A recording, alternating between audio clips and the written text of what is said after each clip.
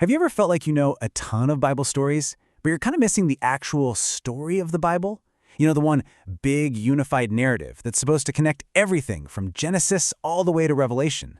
Well, let's get into it, because making that shift from a bunch of disconnected stories to one single storyline, it can literally change everything. And you know, for a lot of us, this feeling of disconnect, it starts really early on, even if we grew up completely surrounded by this stuff. It's an incredibly common experience.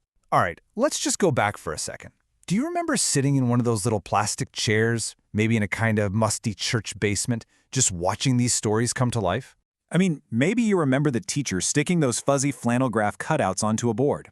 You know, Noah and his ark, Daniel with a surprisingly friendly-looking lion, or maybe your parents, like mine, bribed you to memorize verses with the promise of a Dairy Queen blizzard.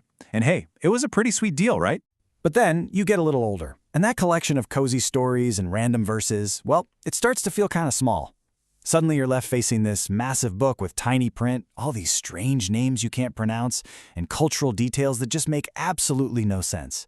Honestly, it can feel pretty overwhelming. And this, right here, really gets to the heart of the problem. We get super familiar with all the individual pieces, the greatest hits you could call them, but we feel completely lost when it comes to the full storyline. The bigger picture that's supposed to tie it all together. The how and the why of it all just feels like a total mystery. But what if the solution isn't just about learning more stories or memorizing more verses? The real breakthrough, that big aha moment, it comes from a completely different perspective. Yeah, it turns out the missing piece wasn't about cramming more isolated bits of information in your head. It was about finally understanding the single overarching plot that connects every last one of those pieces. And here it is. You can call it the unified narrative.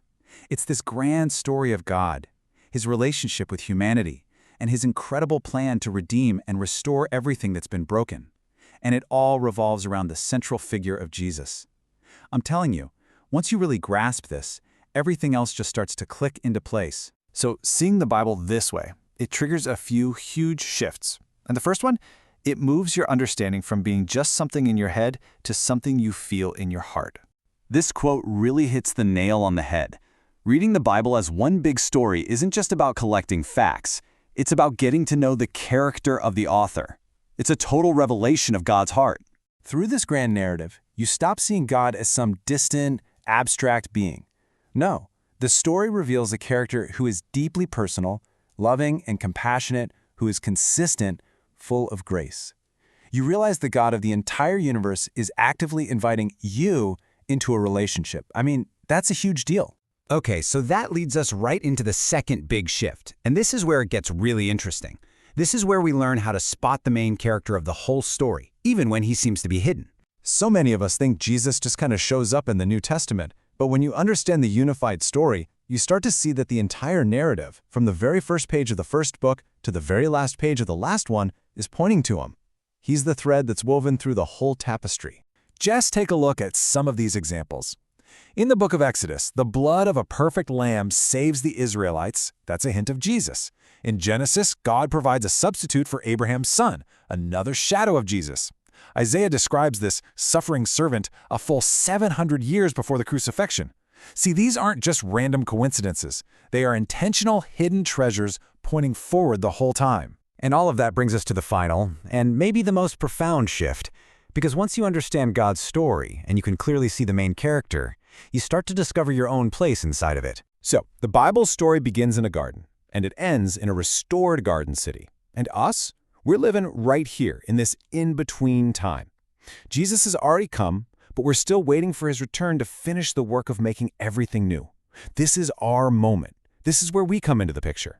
So what is our role in this story? Well, it's to carry the mission of Jesus forward into our world. And it looks like this: loving our neighbors, bringing peace into chaos, displaying forgiveness, enacting justice, showing mercy, and comforting people who are broken.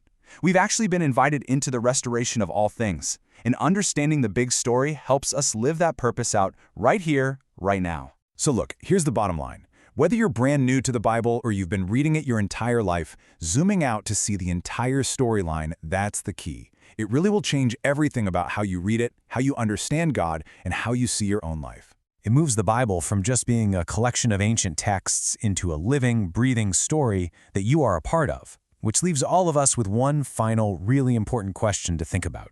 How does your story fit into the story?